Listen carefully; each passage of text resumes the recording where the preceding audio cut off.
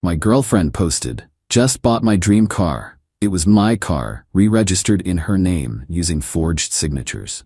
I didn't panic. I just reported it stolen. When she got pulled over and arrested for grand theft auto while her friends were in the car recording for Instagram. Original post I-29 male, discovered the Instagram post while eating lunch at my desk. There it was, Natalie, 27, posing with my 2019 BMW M3. Teas dangling from her manicured fingers. The caption made my sandwich stick in my throat. Finally manifested my dream car into reality. Hard work pays off, ladies. Had her boss babe new whip, BMW life. The comments were flooding in, her friends hyping her up, asking for rides, congratulating her on the purchase. Thing is, I bought that car 18 months ago. Paid $52,000 cash, title in my name, insurance in my name, registration in my name, or so I thought. Natalie and I had been together for 2 years. She moved in with me 6 months ago. Recently, things had been weird. She'd been pushing hard for engagement, talking about building our empire together, posting those toxic positivity quotes about knowing your worth. I'd been clear I wasn't ready for marriage yet. She seemed to accept it, but apparently she had other plans. I immediately called the DMV. After being on hold for 37 minutes, yes, I counted, I finally got through. "I need to verify the registration on my vehicle," I said, giving them the VIN. "One moment, sir. The vehicle is registered to Natalie Winters." My blood went cold. Since when? The transfer was completed last Monday, when I was out of town for a work conference. She'd told me she was sick, couldn't pick me up from the airport. I never authorized any transfer. I never signed anything. "Sir, we have the signed documents on file. If you believe this is fraudulent, you'll need to file a police report." I hung up, pulled up my banking app. The car was paid off. No loans, so at least she couldn't have taken a loan against it. But the registration? She'd literally stolen my car through paperwork. I screenshot her Instagram post.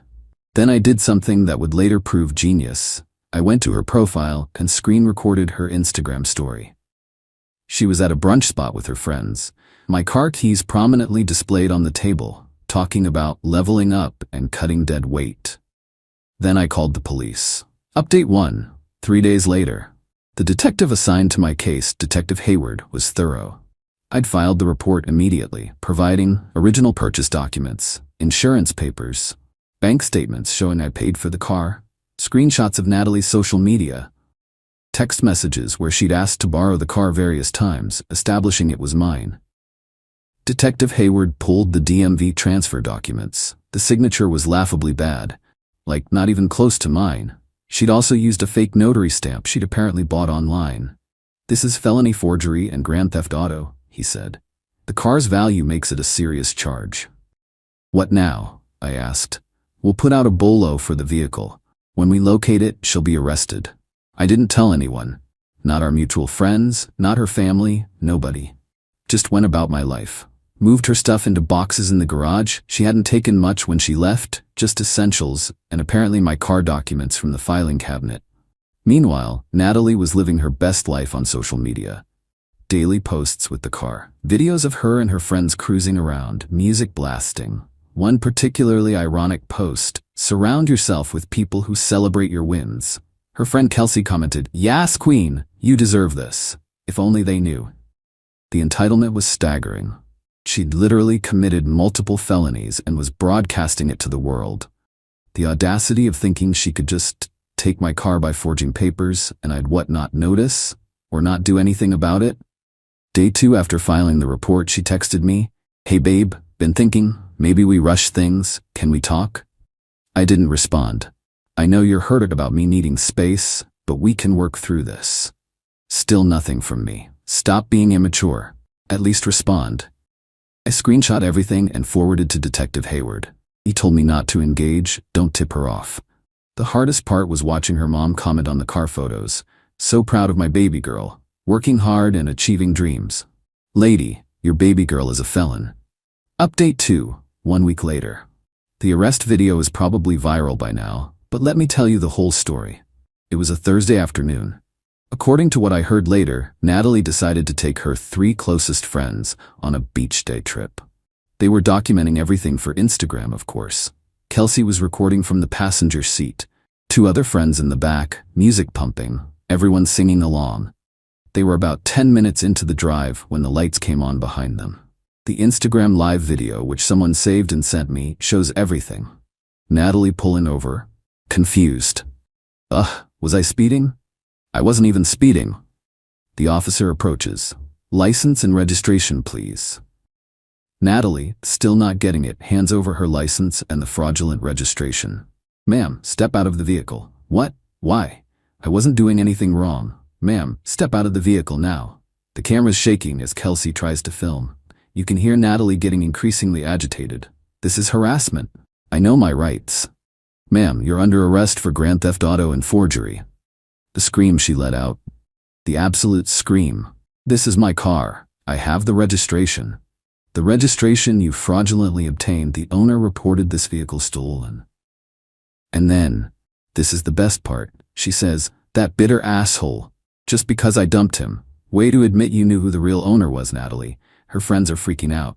Kelsey's shouting, we're recording everything. Police brutality. Ma'am, please stop recording and step out of the vehicle. You'll need to find alternate transportation. They had to get an Uber.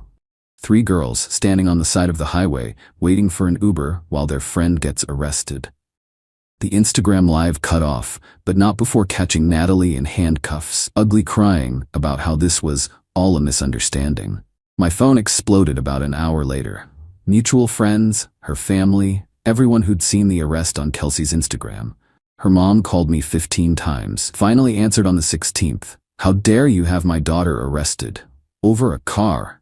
She stole my car, Diane. She forged my signature, used a fake notary, and illegally transferred ownership. She said you gave it to her.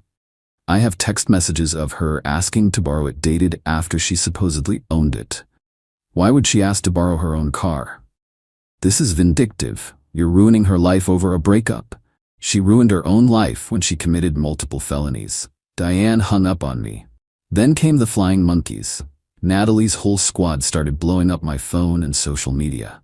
Kelsey, you're really gonna have her arrested over a car you weren't even using? I use it every day. She stole it while I was on a business trip.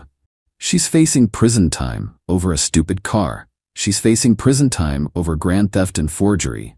That was her choice. Her friend Becca tried a different approach. She's really sorry. Can't you just drop the charges? She'll give the car back. That's not how criminal charges work. The state presses charges, not me. But you could tell them you don't want to prosecute. Why would I do that? She committed serious crimes. The entitlement was unreal. They genuinely thought she should face 0 consequences for stealing a $52,000 car. Update 3. 2 weeks later. Natalie got bailed out after 3 days. Her parents put up $15,000. The conditions of her bail included no contact with me, and she couldn't drive any vehicle registered to me. Duh, she'd already stolen the only one. But the entitlement didn't stop. It escalated. First, she tried to spin the narrative on social media, posted a long, rambling story about financial abuse and how I'd promised her the car but then reneged when she stood up for herself. Complete fiction. The comments were mixed. Some of her friends bought it, but others were skeptical. Wait, so did he give you the car or not? Why did you get arrested then? Girl, forging signatures is serious. She deleted the post after an hour. Then came the truly audacious move. She had her new boyfriend, already had a new boyfriend, contact me. This dude, Landon, called me from her phone. Hey man, this is Landon. I'm with Natalie now. Okay? Look bro, she made a mistake. She's really broken up about this. Can't you just let it go? Let me get this straight, I said slowly. You're calling me to ask me to drop felony charges against your girlfriend who stole my car while using her phone, which means she's violating the no-contact order? Silence. That's another charge, by the way. Violating a restraining order. He hung up immediately. I called Detective Hayward, reported the violation. Natalie got arrested again that night. Landon was at her apartment when they showed up. According to the police report, she tried to claim Landon called me without her knowledge, using her phone without permission. While she was sitting right there, the bail got revoked. She spent another week in jail before her parents could get a new bail hearing. This time, it was $25,000, and the judge warned her one more violation would mean staying in jail until trial. Her mother Diane tried once more to intervene, showed up at my apartment. "Please, Derek. She's learned her lesson. This is destroying our family." "Diane, she stole my car. She forged legal documents. She committed fraud. She's just a girl who made a mistake. She's a 27-year-old woman who committed multiple felonies. The lawyer says she could get 2 to 5 years. Then she should have thought about that before committing grand theft auto." Diane actually dropped to her knees. "I'm begging you, please, tell them you made a mistake. Tell them you gave her permission. You're asking me to commit perjury to save your daughter from the consequences of her crimes? I'm asking you to have mercy." Where was Natalie's mercy when she was posting all over Instagram with my car, telling everyone she bought it? Where was her mercy when she was calling me bitter and pathetic to her friends? She made her choices. I had to threaten to call the police to get Diane to leave. Update 4.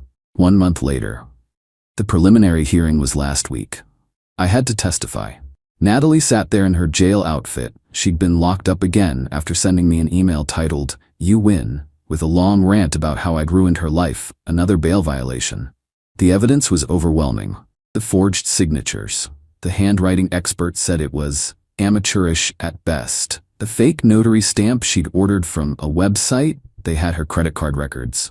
Her social media posts claiming she'd bought the car, text messages between her and Kelsey planning the whole thing. Kelsey had flipped and provided them to save herself from conspiracy charges. Yeah, turns out Kelsey knew the whole time. The texts were damning. "Kelsey, are you sure this will work?" Natalie, "DMV doesn't verify signatures. It's easy." What if Derek finds out?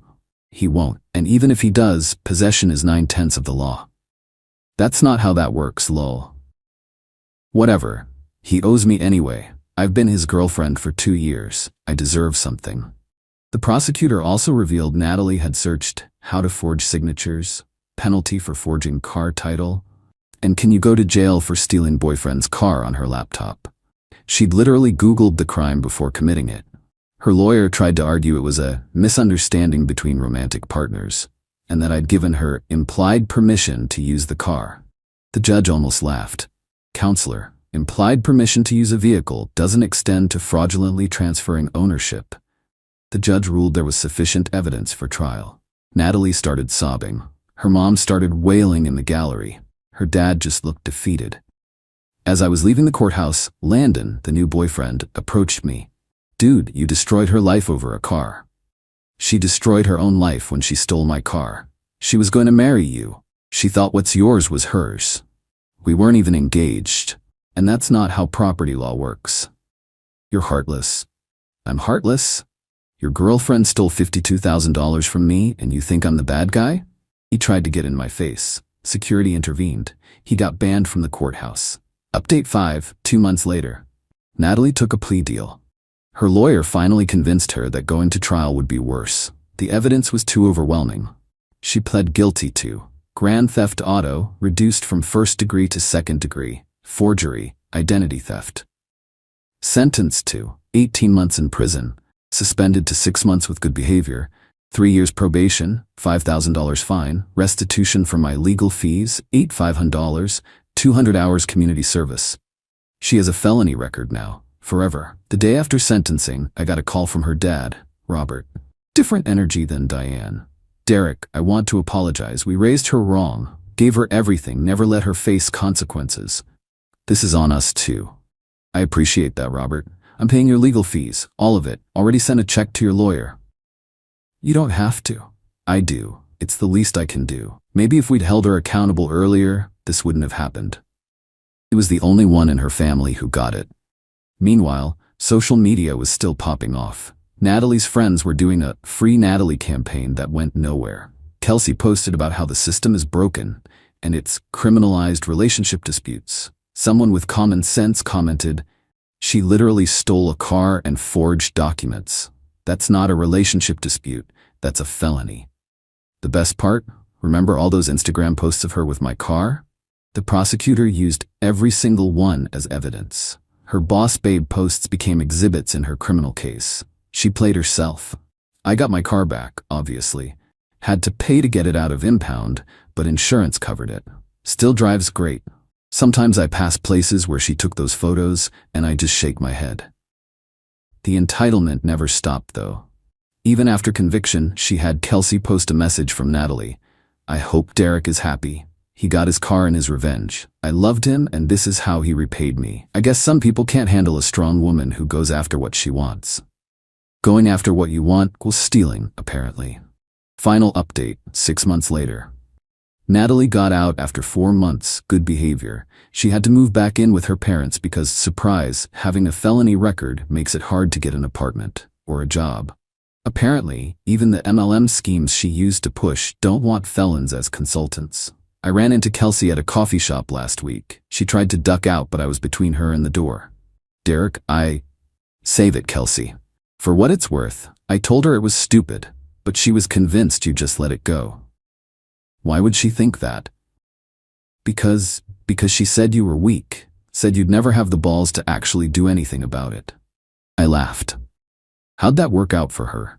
Kelsey shrugged. "She's working at a call center now, has to take the bus, posts motivational quotes about rising from the ashes and stuff. Still entitled? Worse, now she thinks she's some kind of martyr. Says the system is rigged against women. The system that gave her multiple chances, plea deals, and reduced sentences? Yeah, that system. We parted ways, haven't heard from any of them since. The other day I got a notification that someone viewed my LinkedIn. It was Natalie. She didn't connect or message, just viewed. I checked hers out of curiosity. She'd listed her time in jail as a sabbatical for personal growth. The entitlement truly never ends. But here's the thing. I'm good. Like, really good. The whole experience taught me massive lessons about red flags, boundaries, and standing up for myself. I dated someone new for a few months, didn't work out, but that's fine. I'm not rushing anything. My credit's intact, my record's clean, and I still have my car. Hey? She's a convicted felon working at a call center, living with her parents at 27, taking the bus, and calling it a journey of self-discovery on Instagram. Sometimes karma doesn't need any help. But when someone commits felony grand theft auto and documents it on social media, well, then karma just needs you to make one phone call to the police. To everyone who messaged saying I went too far, she stole a car through forgery. That's not a mistake, that's a crime spree. If someone steals $52,000 from you, are you just gonna shrug it off? Didn't think so. And to anyone in a relationship with someone who shows signs of entitlement, those little comments about what's yours is mine, the pushing for access to your finances, the anger when you set boundaries, pay attention. It escalates. Natalie didn't start at grand theft auto. She started with small boundary violations I ignored. Never again. Oh, and the BMW? Still drives like a dream. Sometimes I take the long way home just because I can. In my car, that I bought. That's registered to me. Legally. Peace out, Reddit. Edit, since everyone's asking. No, I didn't get back with her. No, I don't feel bad. Yes, I'd do it again. And yes, the car now has a GPS tracker, steering wheel lock, and hidden kill switch. Not taking any chances.